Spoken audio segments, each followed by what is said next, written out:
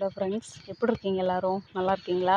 நல்லா இருக்கீங்கன்னு நம்புகிறோம். ஏன் தெரியுமா ஃப்ரெண்ட்ஸ், எப்பவும் நல்லா இருக்கீங்களான்னு கேட்குது. வயநாடு ஜில்லாவில் முண்டக்கைன்னு சொல்லுது ஒரு இடத்துல உருள் பொட்டல் நடந்திருக்கு. நீங்கள் எல்லாம் நியூஸில் பார்த்துருப்பீங்க. அதாவது ஒரு தடவை இல்லை, 3 தடவை உருள் பொட்டியிருக்கு. இன்றைக்கு வரைக்கும் 380 பேர் இறந்துருக்காங்க. அதில் 30 பிள்ளைங்க இறந்துட்டாங்க. நினச்சி பாருங்கள் ஃப்ரெண்ட்ஸ், இப்படி இறந்து போவாங்கன்னு அவங்க நினச்சிருப்பாங்களா? நடுராத்திரி ஒரு 1:45 இருக்கும். அந்த நேரத்தில் தான் உருள் பொட்டியிருக்கு. எவ்வளோ சமாதானமாக நைட்டு சாப்பிட்டுட்டு தூங்கியிருப்பாங்க. அவங்க என்னென்ன கனவுகளோடு தூங்கியிருப்பாங்க ஃப்ரெண்ட்ஸ், நினச்சி பாருங்கள்.